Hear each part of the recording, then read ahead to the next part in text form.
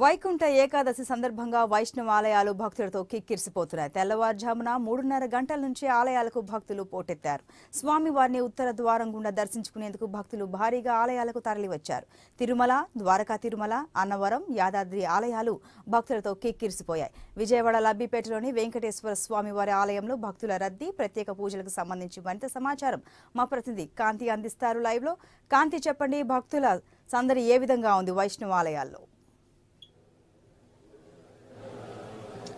సంతోషి ఈరోజు ముక్కోటి ఏకాదశి అలాగే వైకుంఠ ఏకాదశి అని కూడా పిలుస్తూ ఉంటారు. అయితే ప్రత్యేకంగా ఈ రోజు వైకుంఠ ద్వార దర్శనం అంటే ఉత్తర ద్వార దర్శనంలో ముక్కోటి దేవతలతో కలిసి విష్ణుమూర్తి ఉంటాడనే నమ్మకం భక్తుల్లో ఉంటుంది. సో ఈ రోజు ఉత్తర ద్వార దర్శనానికి సంబంధించి భక్తులు దర్శనం చేసుకునేందుకు భక్తి శ్రద్ధలతో తెల్లవారుజాము నుంచి కూడా ఆలయాలకి చేరుకుంటున్నారు. ఈ రోజు వైష్ణవాలయాలు ప్రత్యేకమైన అలంకారాలతో శోభాయమానంగా భక్తులతో కిటకిటలాడుతున్న పరిస్థితి ఉంది. భక్తులంతా హరినామ స్మరణతో మారుమ్రోగిస్తూ ఆలయాల్లో ఉన్న ఉత్తర ద్వార దర్శనం ప్రత్యేకంగా అంటే ఉత్తర ద్వార దర్శనం అనేది ప్రతి ఏడాది కంటే ఈ రోజు ప్రత్యేకంగా ఉత్తర ద్వార దర్శనాన్ని ఏర్పాటు చేస్తారు. ప్రతి సంవత్సరం మొత్తం 24 ఏకాదశులు ఉంటాయి. ఆ అన్నిట్లో ఉత్తర ద్వార దర్శనం అంటే ఈరోజు ముక్కోటి ఏకాదశికి ప్రత్యేకమైన స్థానం ఉంటుంది. ఈరోజు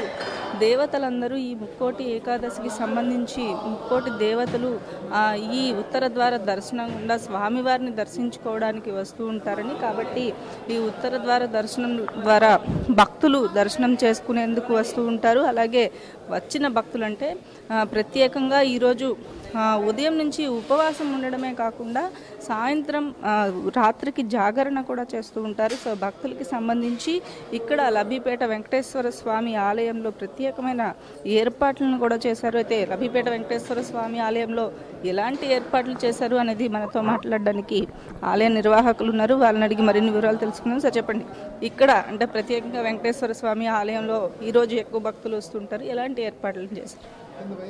ఈ సంవత్సరం భక్తుల సందడి కొంచెం ఈ చలి, ఈ తుఫానులు తక్కువగా ఉందండి.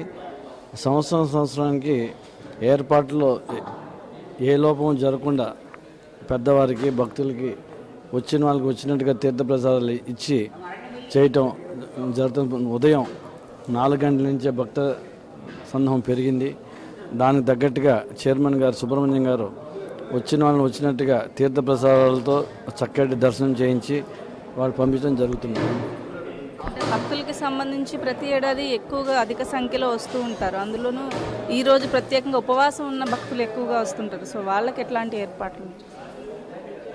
వాళ్ళకు కూడా ఎదురకుండా కళ్యాణ మండపం ఉందండి. వాళ్ళకి భోజన సదుపాయాలు కూడా ఏర్పాటు చేయడం జరిగింది. కానీ ఈ సంవత్సరం ఈ చలి, ఈ తుఫాను రెండు కలిసి రావడం వలన ఉదయాన్నే వచ్చేవారు తగ్గారు. కానీ క్రమేపైనా పెరుగుతారని మేము ఆశిస్తున్నాం. దానికి తగ్గట్టుగా ఏర్పాట్లు కూడా చేయడం జరిగిందండి.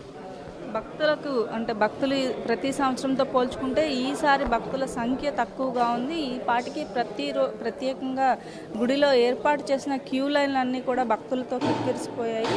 అయితే ఈ సంవత్సరం చలి తీవ్రత అలాగే తుఫాను కారణంగా ఈరోజు తెల్లవారుజామున వచ్చే భక్తుల సంఖ్య తగ్గిందని చెప్తున్నారు. అలాగే ఇప్పుడిప్పుడే భక్తుల సంఖ్య పెరుగుతూ ఉంది. అయితే మరి కాసేపట్లో వచ్చే భక్తులకి అంటే భక్తులు ఎక్కువగా ఉపవాసం ఉండి ఈరోజు వస్తూ ఉంటారు. ప్రత్యేకంగా ఈరోజు ముక్కోటి ఏకాదశి అంటే అసలు బియ్యంతో తయారు చేసిన ఆహారాన్ని ఏది తీసుకోకుండా భక్తులు వస్తుంటారు. అలాగే భక్తి శ్రద్ధలతో వచ్చే భక్తులకి ఉత్తర ద్వార దర్శనం గుండా భక్తులకు దర్శనం ఏర్పాటు చేశామని, అలాగే భక్తులకు సంబంధించి ఎటువంటి ఇబ్బంది కలగకుండా ఉండేలా ఇక్కడ నిర్వాహకులు అన్ని రకాల ఏర్పాట్లని చేశారు. Santoshi. Right Kanthi, thank you.